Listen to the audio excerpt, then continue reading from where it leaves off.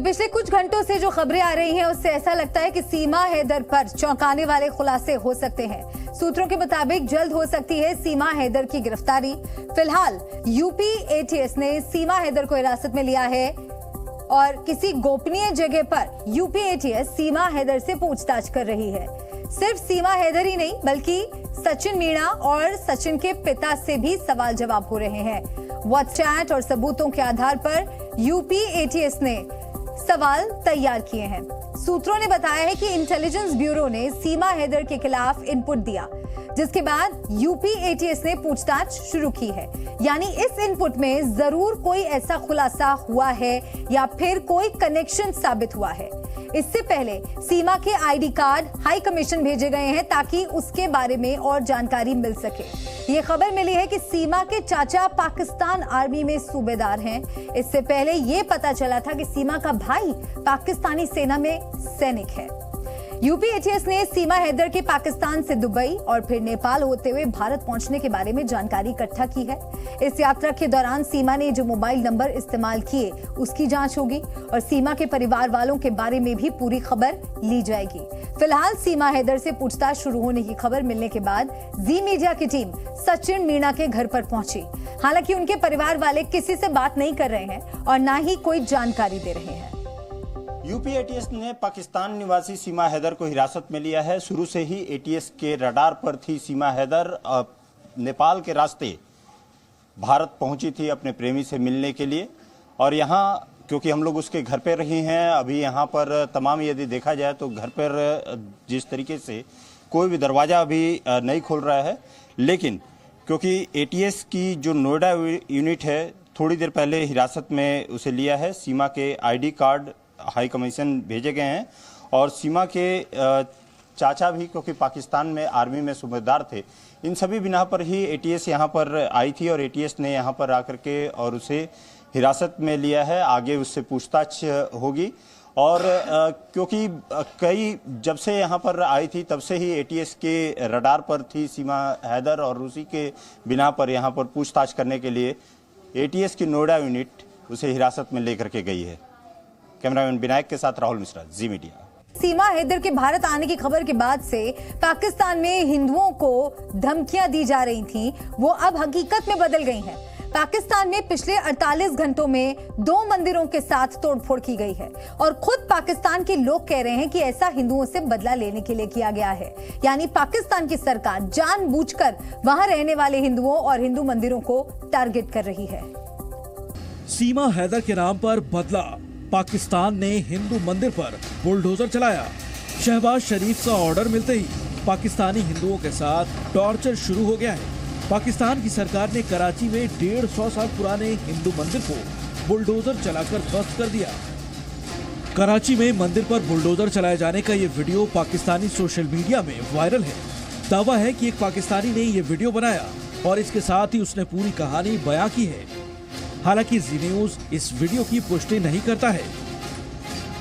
रात को 12:30 बजे, पौने 1 बजे का टाइम है। ये जुमे का दिन है, बरोज़ जुमा। रात पौने 1 बजे लाइट ये गई है। 11:30 बजे, 11 बजे लाइट उस वक्त से ये रोड पे थाने के बिल्कुल सामने श्री मेरी माता का मंदिर है, जिसको मुसम्मार किया जा रहा है। रेखा नामी बदनाम ज़माना औरत है इसने, और बिल्डर इधर प्लाजा बनाने के चक्कर में इसको 7 करोड़ रुपए का भेज दिया है। पुलिस मोबाइल की सरपरस्ती में काम हो रहा है। 16 बाज़ार पुलिस वाले भी अंदर सिविल कपड़ों के अंदर इसके अंदर फील्डिंग लगा के बैठे हुए हैं। 16 बाज़ार पुलिस इसके अंदर मुलविस है।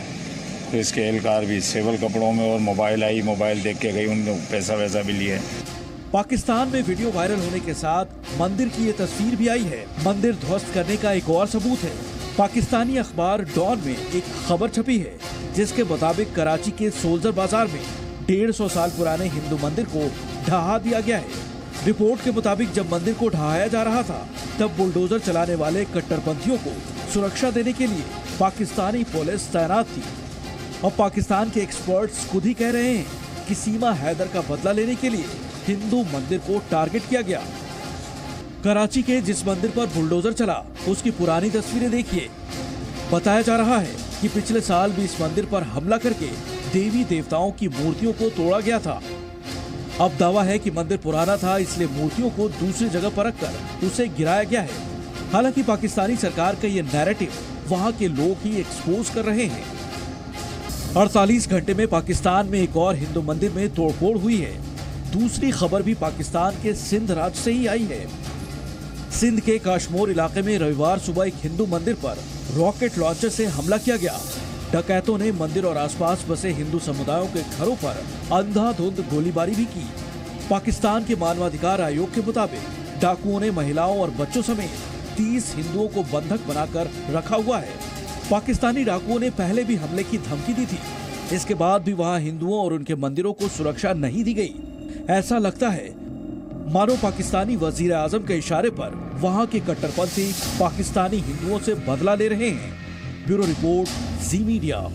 पाकिस्तान में भारत के मिशन चंद्रयान की भी खूब चर्चा है। पाकिस्तान में भी भारत के मिशन चंद्रयान की तारीफ हो रही है। वहां लोग भारत के गुणगान कर रहे हैं। आपको चंद्रयान 3 की अंतरिक्ष में लाइव लोकेशन भी बताएंगे, लेकिन उससे पहले बात पाकिस्तान की कर लेते हैं कि वो चंद्रयान 3 से मुकाबले के लिए क्या कर रहा है। भारत चांद पर तिरंगा फहराने की तैयारी कर रहा है, तो पाकिस्तान ने चंद्रयान 3 के जवाब में बॉर्डर पर 40 करोड़ का झंडा लगाने का प्लान तैयार किया है। पाकिस्तान सर से पांव तक कर्ज में डूबा हुआ है। हाल ही में IMF ने पाकिस्तान को नया कर्ज भी दिया, लेकिन शहबाज शरीफ कर्ज के पैसे को फिजूल खर्ची में उड़ाने पर तुले हुए हैं। अपने मुल्क में गरीबी का झंडा फहराने वाले शहबाज सरकार से पूरा पाकिस्तान परेशान है। 3, 2, 1, 0।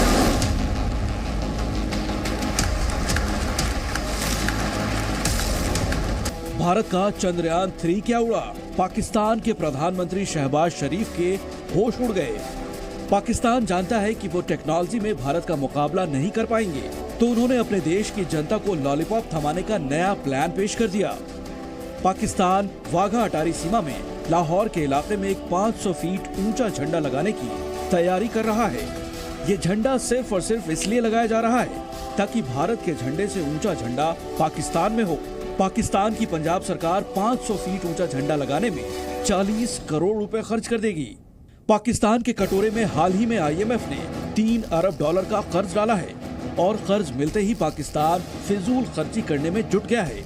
पाकिस्तान की पंजाब सरकार ने ऐसे वक्त पर लाहौर में 500 फीट ऊंचा झंडा लगाने का ऐलान किया है जब भारत ने चंद्रयान 3 को चांद के लिए रवाना किया है।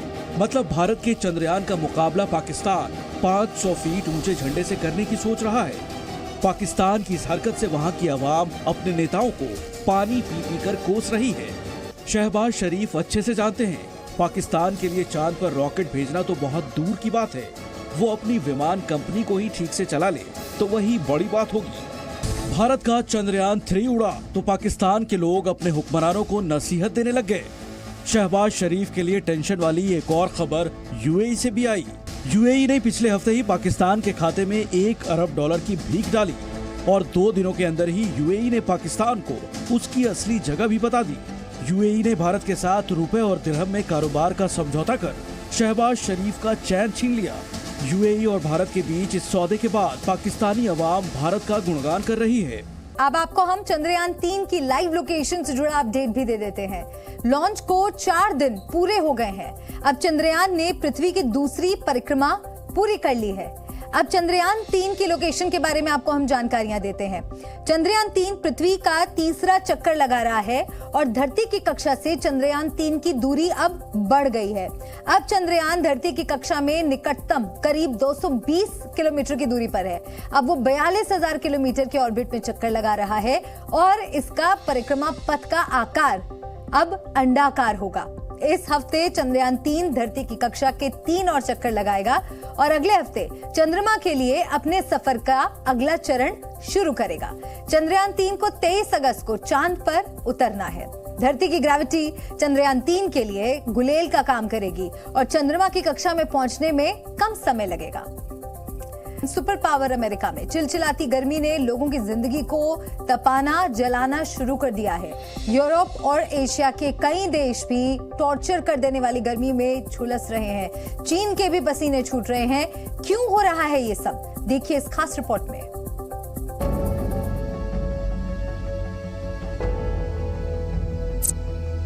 It's overwhelmingly hot. Het is superheet.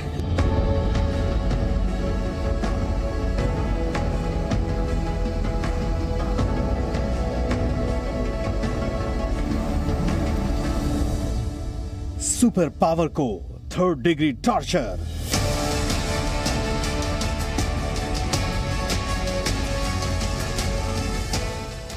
Europe में आग लगी।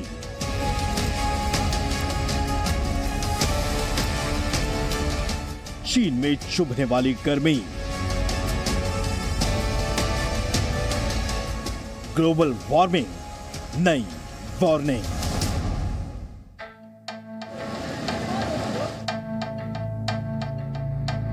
ये अमेरिका के वो शहर हैं जहां कभी बर्फीली चादर ओढ़े शहर दिखाई देते थे, लेकिन अब यहां तपिश पैदा करता तापमान खतरनाक लेवल तक आ रहा है।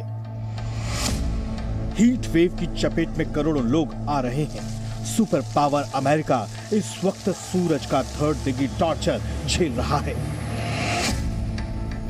Washington, Florida, California, Arizona, Nevada, Texas जैसे अमेरिकी शहरों की स्थिति बिगड़ चुकी है। फ्लोरिडा, कैलिफोर्निया और वॉशिंगटन में तो एडवाइजरी तक जारी हो चुकी है। शनिवार को एरिजोना राज्य में तापमान 48 डिग्री सेल्सियस रिकॉर्ड किया गया। It's freaking hot. I'll use one. Sizzling. It's blistering hot. In an oven. It's 3 words.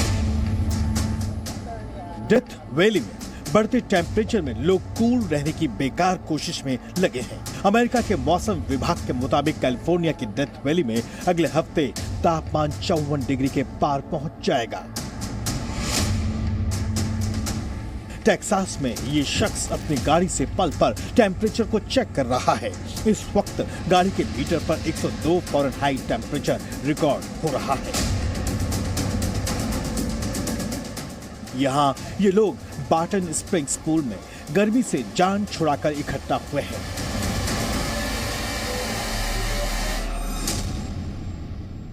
Arizona के इस इलाके में बेघर लोगों की जान सूख रही है। यहाँ डॉक्टरों की टीम इनकी मदद कर रही है, लेकिन अगले हफ्ते हीट वेव का अटैक और तेज होने का डर इन्हें खाए जा रहा है।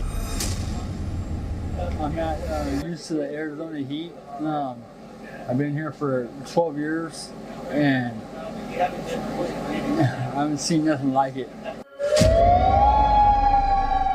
इस बीच यहाँ दक्षिणी अलास्का में बजता सायरन बता रहा है कि यहाँ 7.2 तीव्रता का भूकंप आया था। जाहिर है मौसम की मार और धरती में होने वाली हलचल ने अमेरिका को हिला दिया है। मैक्सिको में भी बेजुबान जानवर हीट वेव की मार से जूझ रहे हैं।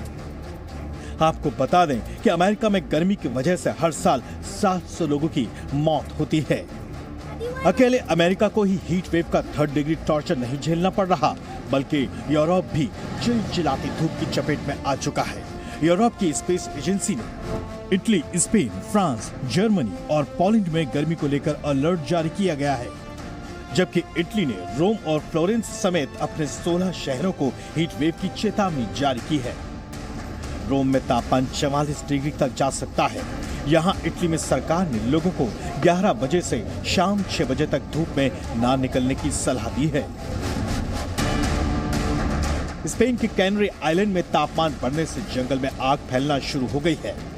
यहाँ करीब 300 से ज्यादा फायर फाइटर कैनरी आइलैंड को बचाने में जुटे हुए हैं। अब तक 11,490 एकड़ जंगल में आग फैल चुकी है। ग्रीस में भी जंगल में आग लगने का खतरा मंडराने लगा है। इस तरह गर्मी का प्रकोप बढ़ने को क्लाइमेट चेंज से जोड़कर देखा जा रहा है। जानकारों के मुताबिक पर्यावरण में ग्रीन हाउस गैस की मात्रा बढ़ती जा रही है। इसके लिए लोग भी जिम्मेदार हैं। We will experience heat waves every year, and they mostly come from North Africa, where climate change has played a role and will continue to play a role is in the number of heat waves we will experience. Lancet planetary health की report के मुताबिक हर साल 50 लाख से ज्यादा लोगों की मौत दुनिया भर में गर्मी या बहुत तेज ठंड के कारण होती है। इनमें से आधे से ज्यादा लोग एशिया के हैं। WMO की रिपोर्ट के मुताबिक दक्षिण एशिया में रहने वाली दुनिया की करीब 1/4 आबादी पहले से ही ज्यादा गर्मी झेल रही है। अमेरिका और यूरोप के अलावा चीन और साउथ कोरिया भी हीट वेव और बारिश की डबल मार साथ साथ झेल रहा है। चीन को अपने कई राज्यों में ऑरेंज अलर्ट जारी करना पड़ा है। शिनजियांग प्रांत में तापमान 45 डिग्री तक छूने लगा है। जबकि कुछ इलाकों में भारी बारिश के बाद बाढ़ ने चीन की मुसीबत बढ़ा दी है। साउथ कोरिया में भी सब्जियों के बढ़ते दामों ने हीट वेव के साथ साथ लोगों का पसीना छुटा दिया है। वहीं बाढ़, बारिश और भूस्खलन ने साउथ कोरिया को कुदरत की बड़ी बाढ़ झेलने को मजबूर किया है। और देशहित में अब बात करते हैं आतंक पर डबल स्ट्राइक की। भारतीय सेना ने अपने कमांड स्ट्रक्चर में सबसे बड़े बदलाव की तैयारियां पूरी कर ली है। संभावना है कि इस साल 15 अगस्त को प्रधानमंत्री राष्ट्र के नाम अपने संबोधन में भारतीय सेनाओं के एकीकरण और थिएटर कमान की घोषणा कर दें। प्रधानमंत्री नरेंद्र मोदी ने ही 2019 में भारतीय सेनाओं के लिए एक प्रमुख यानी चीफ ऑफ डिफेंस स्टाफ की घोषणा की थी और अब फास्ट फॉरवर्ड मोड में इसे कंप्लीट करके अगले महीने तक ऐलान कर दिया जाएगा।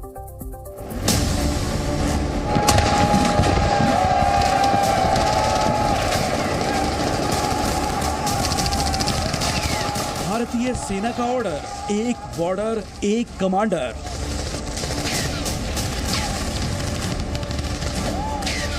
आजादी के बाद सेना ने ऐसा फैसला पहली बार लिया है।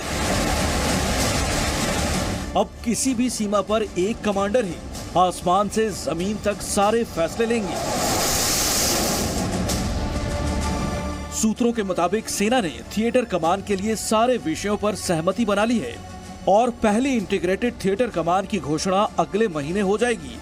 ये आईटीसी एक सीमा एक कमान के सिद्धांत पर काम करेंगी, यानी हर कमान के पास एक सीमा की पूरी जिम्मेदारी होगी। सूत्रों के मुताबिक कुल 3 इंटीग्रेटेड थिएटर कमान यानी आईटीसी बनाई जाएंगी और हर आईटीसी की जिम्मेदारी एक खास सीमा की होगी। यानी एक आईटीसी पाकिस्तान सीमा, एक आईटीसी चीन की सीमा और एक आईटीसी समुद्री सीमा की जिम्मेदारी लेगी। सबसे पहले बनने वाली थिएटर कमांड दक्षिण पश्चिम आईटीसी होगी, जो पाकिस्तान की सीमा की पूरी जिम्मेदारी लेगी। यानी कच्छ के रण से लेकर सियाचिन तक पाकिस्तान की सीमा की सुरक्षा की जिम्मेदारी इसी कमांड की होगी।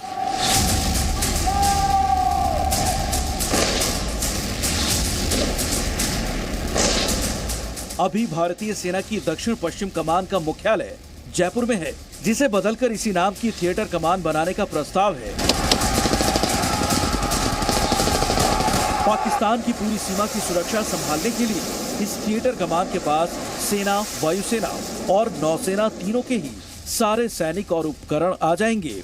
चीन की सीमा के लिए एक उत्तरी इंटीग्रेटेड थिएटर कमान बनेगी, जिसका मुख्यालय लखनऊ होगा। लखनऊ इस समय भारतीय सेना की सेंट्रल कमान का मुख्यालय है,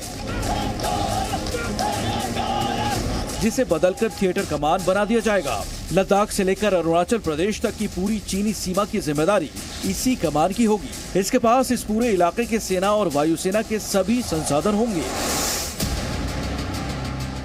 तीसरी कमान समुद्री सुरक्षा के लिए बनाई जाएगी, जिसका मुख्यालय कर्नाटक के कारवार में होगा। इसमें नौसेना, सेना और वायुसेना के सभी सैनिक और संसाधन होंगे। जयपुर में बनने वाली पहली आईटीसी अगली कमान के लिए अनुभव हासिल करने के काम भी आएगी। इन आईटीसी के लिए फिलहाल नए पद या संसाधन नहीं तैयार किए जाएंगे, बल्कि मौजूदा संसाधन से ही बनाया जाएगा। सबसे वरिष्ठ लेफ्टिनेंट जनरल, एयर मार्शल और वाइस एडमिरल भी आईटीसी कमांडर बनाए जाएंगे। अभी इस रैंक के लिए सेवानिवृत्ति की आयु सीमा 60 वर्ष है, जिसे बढ़ाकर 61 वर्ष किया जाएगा। भारतीय सेनाओं में बेहतर तालमेल और संसाधनों के पूरी तरह से इस्तेमाल के लिए कमान स्ट्रक्चर में बदलाव के लिए कारगिल के बाद ही सोचा जाना शुरू हो गया था। अभी भारतीय सेनाओं की कुल 17 कमान है, जिनमें सेना, वायुसेना की 7 और नौसेना की 3 कमान है। इन सब के पास अपने अपने संसाधन हैं और ये अलग अलग काम करते हैं। पहले सीडीएस के तौर पर नियुक्ति के बाद जनरल विपिन रावत ने इस पर तेजी से काम शुरू किया। शुरुआत में 5 थिएटर कमान बनाने, हवाई सुरक्षा के लिए अलग कमान बनाने जैसे सुझावों पर विचार हुआ, लेकिन बाद में इन्हें बदलकर आईटीसी बनाने का फैसला किया गया। इनसे उन संसाधनों का बेहतर इस्तेमाल किया जा सकेगा जो हर सेना के पास अलग अलग हैं। जैसे कई जगह सेना और वायुसेना दोनों की ही अलग अलग helicopter units, air defence units, missile units हैं। उन्हें साथ मिलाकर ज्यादा बड़ी ताकत बनाई जा सकती है। समुद्री इलाकों में कई जगहों पर नौसेना तीनों की ही एक जैसे हथियारों, उपकरणों की यूनिट्स हैं, लेकिन वो अलग अलग काम करती हैं। आईटीसी बनने से ये सभी संसाधन एक ही यूनिट की तरह काम कर सकेंगी। थिएटर कमांड्स की तैयारी करने के लिए रक्षा मंत्रालय ने कुछ ही महीने पहले तीनों ही सेनाओं के अफसरों को एक दूसरे के यहाँ क्रॉस पोस्टिंग पर भेजा था, ताकि वो एक दूसरे के काम करने के तरीके, इक्विपमेंट और हथियारों के बारे में जानकारी एकत्र कर सकें। चीन ने 2016 में ही अपने 7 मिलिट्री रीजन्स को 5 थिएटर कमांड्स में बदल दिया है, जिनमें हर कमांड के पास एक खास सीमा की जिम्मेदारी है। जैसे चीनी सेना की पश्चिमी कमांड भारतीय सीमा की निगरानी करती है, अमेरिका ने भी अपनी सारी सेनाओं को अलग अलग कमांड्स में बांट रखा है और हर कमांड के पास एक खास क्षेत्र या एक खास सीमा की निगरानी की जिम्मेदारी है। कृष्ण मोहन मिश्रा, जी मीडिया, दिल्ली। और जम्मू कश्मीर में आज आतंक पर डबल स्ट्राइक हुई। पहली स्ट्राइक सीधे आतंकियों पर हुई तो दूसरी स्ट्राइक आतंकियों के समर्थकों पर हुई है।